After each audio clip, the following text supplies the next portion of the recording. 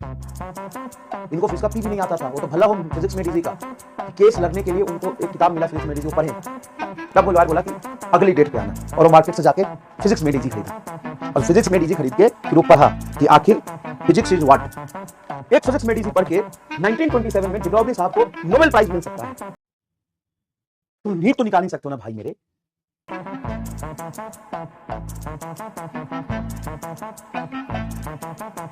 Controversy हो गया एकदम, biggest controversy in the field of YouTube, नहीं sorry, in the history of physics, in the physics of history, biggest controversy in the physics of history.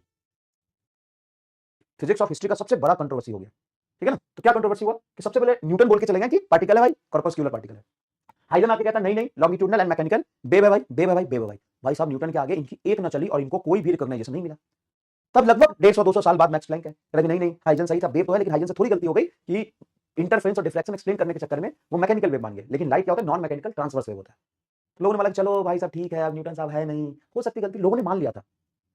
पूरे physics of history में लोगों ने मान लिया था कि लाइट वेव है, सब मान लिया था, कोई दिक्कत नहीं थी, सब बढ़िया चल रहा था, शांतिपूर्ण जीवन चल रहा था। तो अभी आया एक मैक्स प्लैंक, कहता no no no no, there is something mistake, light is a particle and that particle is called photon. और उन्होंने ब्लैक बॉडी रेडिएशन एक्सप्लेन किया। और कुछ ही दिन बाद आइंस्टाइन आते हैं और उन्होंने photoelectric effect, particle nature of light explain कर दिया, जो कि वेव नेचर ऑफ लाइट से एक्सप्लेन नहीं हो रहा।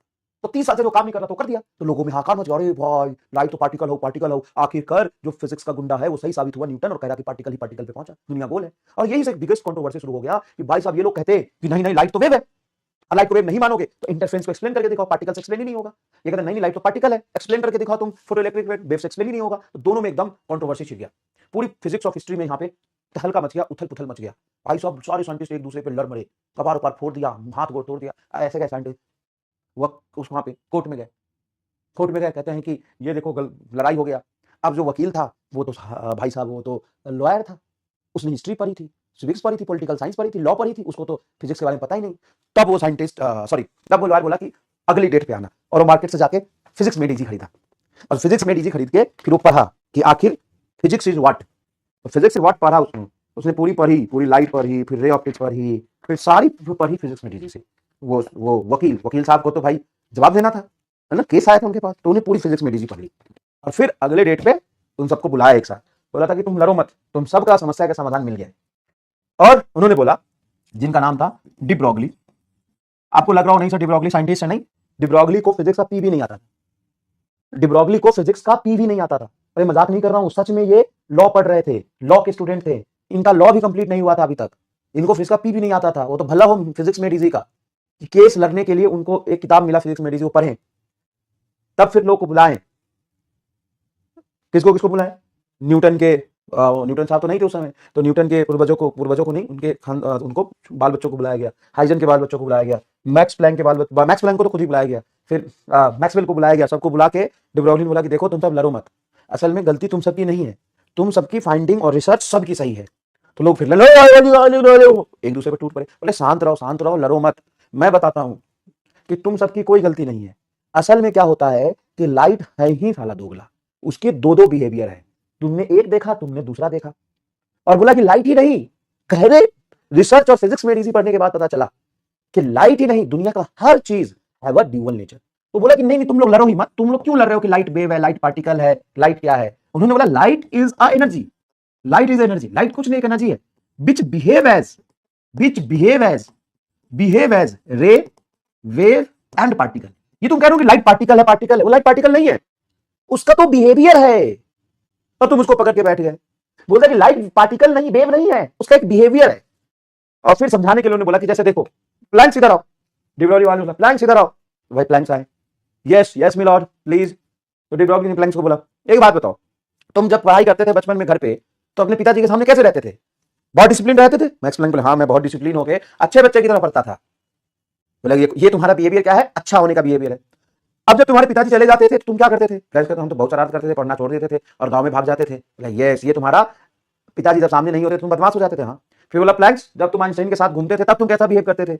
मैक्स प्लैंक ने बोला कि हम दोनों दोस्त मिलकर तो एकदम उत्पात मचा देते थे। तो बोलो ये तुम्हारा दोस्त वाला बिहेवियर, जब आइंस्टाइन तुम्हारे सामने होता था तुम कैसे बिहेव करते थे। हाँ अच्छा प्लैंक्स जब तुम अकेले में होते थे तो, ने पूछा प्लैंक्स जब तुम अकेले होते थे तो, प्लैंक्स समझ गया कि अकेले में तो फिर मेरा बिहेवियर ही अलग होता था। तो सवाल पूछा डी ब्रॉगली ने, तो बताओ प्लैंक्स तुम क्या हो, तुम एक अच्छे इंसान हो, तुम एक शरारती बच्चे हो, एक पढ़ने वाले बच्चे हो, ये एकदम कैसे हो तुम? ब्लैंक्स कंफ्यूज कि यार मैं कैसा हूं, मैं तो हर तरीके का हूं, मैं अच्छा भी हूं बुरा भी हूं, वो तो डिपेंड इस बात पे करता है कि मेरे सामने कौन है। बोला यस। फिर बोला मैक्स प्लैंक को, चाचा जी आइए ना, चाचा ये बताइए कि जब आप टीचर के सामने अपने जमाने में बैठते थे तो कैसा बिहेव करते थे? बोला कि good and discipline student. Yes, मतलब आप डिसिप्लिन स्टूडेंट थे, आप अच्छे थे। लेकिन जब आप अकेले में होते तो चाचा बोलते कि मैं बहुत शरारती था ऐसे। तो ये आपका बिहेवियर है, और ये एक नॉर्मल साइकोलॉजी है, नॉर्मल फिलॉसफी है कि आप क्या हो ये इस बात पे डिपेंड नहीं करता, ये इस बात पे डिपेंड करता है सामने वाला कौन है। बात समझ रहे हैं आप? तो आपके अंदर अच्छाई भी है बुराई भी है, ड्यूअल नेचर है। अब आपके अंदर से क्या बिहेवियर निकलेगा ये तो इस बात पे डिपेंड करता है कि सामने कौन है।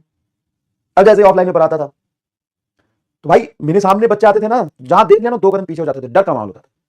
लेकिन भाई मैं सामने नहीं हूं तो कहता अरे वो फिजिक्स वाला मास्टर ना, वो बुटकुन मास्टर, अरे यार क्या पढ़ाता समझ ही नहीं आता, पगला एकदम। तो अब पगला सामने में तो नहीं बोल सकता। अब उसको देखो सामने में तो एकदम डिसिप्लिन दिख रहा है और पीछे में बुराई कर रहा है। तो देख रहे हो, अच्छा और बुरा इंसान दोनों होते हैं, डिपेंड करता है कि सामने कौन है। समझ रहे हो? फिर आप क्या हो, आप कौन हो ये नहीं होता है बेटा, आप कैसे हो। तो मैं बुरा भी हूं अच्छा भी हूं, भला के लिए भला बुरा के लिए बुरा। समझ रहे हो? भला के लिए भला बुरा के लिए बुरा, जो जैसा है वैसा उसके लिए। तो डिब्रोगली ने इन सब का झगड़ा सुलझाया। तब सब लोग माने कि हाँ हाँ हमसे गलती हो गई, बात सही है। सब लोग ऐसे गले मिल के गए, यस यस आप भी सही आप भी सही, बताओ कौन सही, दोनों सही। और सुलझाया कौन? डिब्रोगली ने। और डिब्रोगली कौन? सर इसको तो फिजिक्स नहीं आता था। और ये सच है, नहीं आता था फिजिक्स, ये मैंने हिस्ट्री पढ़ी है, इनको फिजिक्स नहीं आता था। उन्होंने पूरी किताबें पढ़ी इस झगड़े को सुलझाने के लिए, और फिर इन्होंने आगे चल के अभी तो लाइफ के लिए बोला, फिर उन्होंने बोला कि every matter in this universe have a dual nature, every matter in this universe have a dual nature, we sometime behave as a ray, sometime behave as a wave, sometime behave as a particle, every matter in this universe have a dual nature. सिर्फ light ही नहीं, every matter in this universe in dual nature. और इनको 1927 में भाई साहब Nobel prize मिल गया physics में। सोचो, तो एक फिजिक्स में इजी इंसान को नोबेल प्राइज दिला सकता है फिजिक्स में, नीट तो निकाल ही सकते हो ना, गरम जले। बताओ, एक फिजिक्स में इजी पढ़ के 1927 में डिब्रोगली साहब को नोबेल प्राइज मिल सकता है, तुम नीट तो निकाल ही सकते हो ना भाई मेरे। समझ में आया? अच्छा तुमको हिस्ट्री समझ में आया कि सच में इंटरेस्टिंग था कि नहीं? सच में ये फिजिक्स नहीं जानते थे? नहीं जानते थे। चलो मजाक के अलावा फिजिक्स में इजी नहीं पढ़ी, उन्होंने उस समय की जो किताबें थी वो पढ़ी, उस समय की जो किताबें थी वो पढ़ी।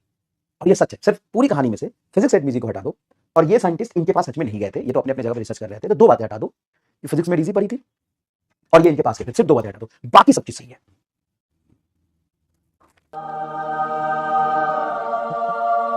ऐसा है, इस पूरी किताब का ना पीडीएफ मैं कई बार इंटरनेट पे टेलीग्राम पे डाल चुका हूं, वहां से ले लो, ठीक है ना? प्रमोशन की डैश, बिना किसी वाटरमार्क के crystal clear scan page, watermark में नहीं, कहीं एमआर नहीं लिखा उस पर, crystal clear scan page Telegram पे डाल दिया, जाके पढ़ लो। तो करना